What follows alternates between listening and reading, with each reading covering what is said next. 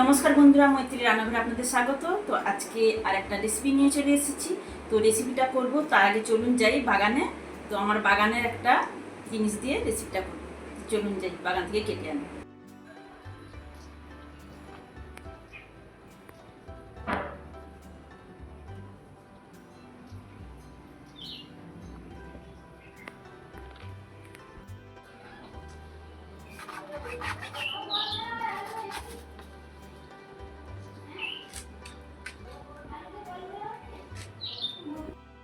এই ডাঁটাটাকে এখন আমি কেটে ফেলবো। তো এর ওপরের অংশ ছালটাকে ছাড়িয়ে টুকরো টুকরো করে কেটে ফেলবো, সেটা আর শেয়ার করছি না। তো কাটার পর তারপর আপনাদের সঙ্গে আসছি। তো ওল ডাঁটাগুলো দেখছেন এইভাবে কেটে নিয়েছি। আর এদিকে ওল ডাঁটার সঙ্গে আলু দেব। আলুগুলো এইভাবে ডুমো ডুমো করে কেটে নিয়েছি। আর উপকরণ কি কি নিয়েছি, একটা মিডিয়াম সাইজের টমেটো এইভাবে কেটে নিয়েছি। তো আজকে ওল ডাঁটাটা কি দিয়ে রান্না করব বলুন তো? খাসির চর্বি দিয়ে। এই যে খাসির চর্বি নিয়ে নিয়েছি এখানে 200 গ্রাম। তো খাসির চর্বিটাকে একটু কেটে নিতে হবে। কাটা হয়নি, একটু টুকরো টুকরো, বেশি টুকরো করব না, কেটে নেব। তো এবার মশলা কি কি নিয়েছি দেখুন।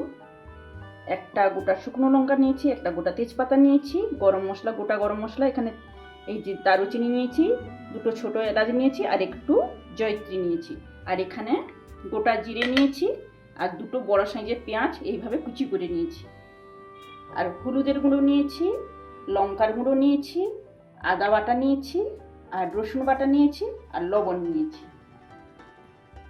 সরষের তেলে রান্নাটা করব। এই যে সরষের তেলও নিয়ে নিয়েছি। এখন কি করব বলুন তো?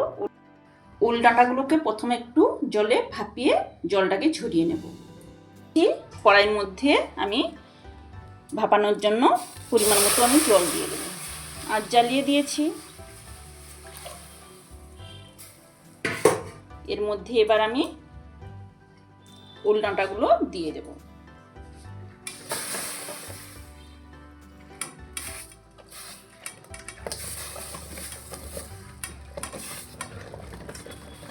একটু 2 মিনিট মতো ভাপিয়ে নেব। এর মধ্যে আর লবণ টবণ দিচ্ছি না, চাপা একটা দিয়ে দিচ্ছি। 2 মিনিট পর চাপাটা তুলে নিলাম। তো এবার জলটাকে আমি ঝাড়িতে ঢেলে দেব। ঝাড়ির মধ্যে ঢেলে দিচ্ছি, জলটা ঝরে যাবে। কড়াইতে আঁচ জ্বালিয়ে দিয়েছি। এবার কড়াইতে তেল দিয়ে দেব। তো প্রথমে আমি আলুগুলো ভেজে নেব। তেলটা একটু গরম হোক। কড়াইতে তেল গরম হয়ে গেছে, এবার আলুগুলো দিয়ে দেব তেলের মধ্যে।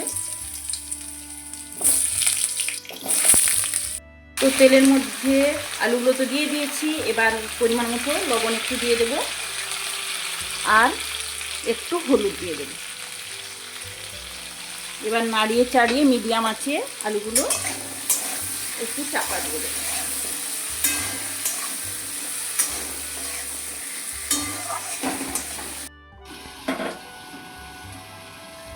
দুই মিনিট পর চাপাটা তুলে নিচ্ছি। তো আলুগুলো এবার নাড়িয়ে চাড়িয়ে নেব একটু।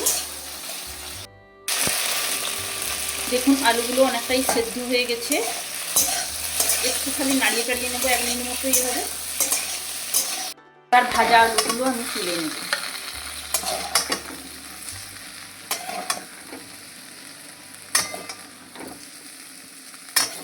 এবার আমি রান্নাটা করব। তো কড়াইয়ের মধ্যে পরিমাণ মতো তেল দিয়ে দিচ্ছি, সরষের তেল। তেলটা গরম হোক। দেখুন তেলটা গরম হয়ে গেছে। তেলের মধ্যে গোটা গরম মশলা দিয়ে দিচ্ছি, তেজপাতা দিয়ে দিচ্ছি, একটা শুকনো লঙ্কা একটা দিয়ে দিচ্ছি, তাও দিয়ে দিলাম। জিরেটাও ভাজা হয়ে গেছে। এবার আমি কুচি করে রাখা পেঁয়াজগুলো দিয়ে দিই।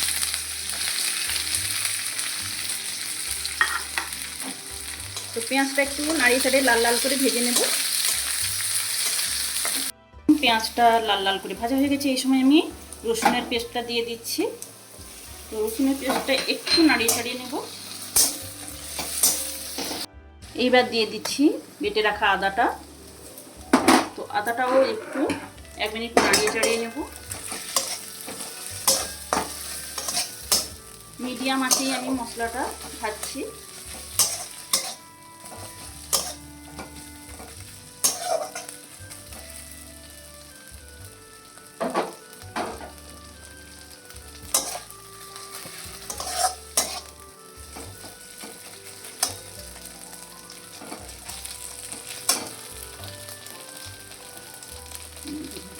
এবার দিয়ে দিচ্ছি লাল লঙ্কার গুঁড়ো আর হলুদের গুঁড়ো।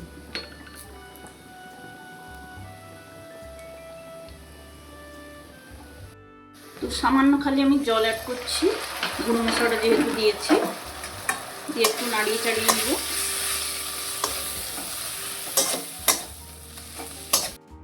তো দেখুন মশলাটা থেকে তেল ছেড়ে এসছে, এই সময় টমেটো একটা দিয়ে দিচ্ছি, কেটে রাখা টমেটোটা। তো মশলাটা 1 মিনিট একটু নাড়িয়ে চাড়িয়ে ভেজে নেব মশলাটার সঙ্গে।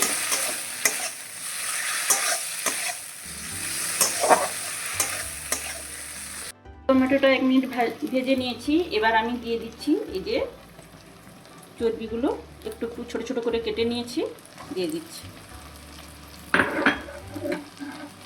এবার আমি নাড়িয়ে চাড়িয়ে নেব মশলার সঙ্গে চর্বিটাকে।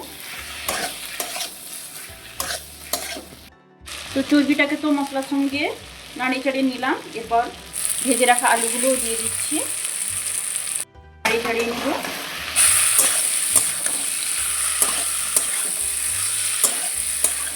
তো আলুগুলো একটু নাড়িয়ে চাড়িয়ে নেওয়ার পরে আমি দিয়ে দিচ্ছি এই যে ভাপিয়ে নেওয়া ওল ডাঁটাগুলো।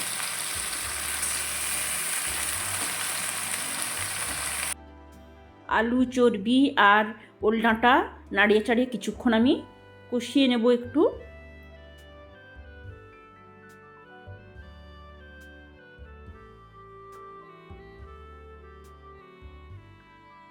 ডাঁটাও একসঙ্গে সমস্ত কিছু মিশিয়ে নিলাম। এবার আমি পরিমাণ মতো লবণ দিয়ে দিচ্ছি। তো লবণ দিয়ে আমি নাড়িয়ে চাড়িয়ে নিচ্ছি কিছুক্ষণ। তারপর আমি মিডিয়াম আঁচে চাপা দিয়ে দিলাম। মিডিয়াম আঁচে আমি 2 মিনিট চাপা দিয়ে দিলাম। 2 মিনিট পর চাপাটা তুলে নিলাম।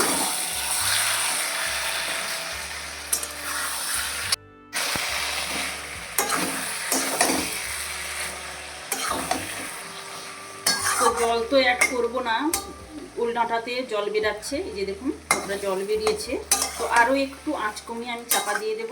হয়ে এসছে, তবুও আরও একটু আমি 1 মিনিট মতো চাপা দিয়ে দেব। 1 মিনিট পর চাপাটা তুলে নিলাম। তো এবার আমি একটু নাড়িয়ে চাড়িয়ে সার্ভ করে নেব। তো খাসির চর্বিতে এমনিতেই নরম জিনিস তাড়াতাড়ি হয়ে যায়। তো ওল ডাঁটা তো সেদ্ধই ছিল আর আলুটা তো এমনিতে ভাজা ছিল, তাই গলে গেছে। এই যে দেখুন আলুটা একদম গলে গেছে। তো কেউ চাইলে এতে গরম মশলাও দিতে পারেন, তো আমি গরম মশলা দিচ্ছি না। গোটা গরম মশলা যেহেতু দিয়েছি আর গুঁড়ো গরম মশলা দিচ্ছি না। তো আমার রান্নাটা কমপ্লিট। এবার আজ বন্ধ করে দেব। কেউ চাইলে সামান্য মিষ্টিও দিতে পারেন, তো আমি মিষ্টি দিচ্ছি না। এবার আমি সার্ভ করে নিচ্ছি। তো আমি তো এইভাবে বানিয়ে থাকি। আমার রেসিপিটা আপনাদের কেমন লাগলো কমেন্টের মাধ্যমে জানাবেন। তো এই একটা রেসিপি দিয়েই 1 থালা ভাত খাওয়া হয়ে যাবে।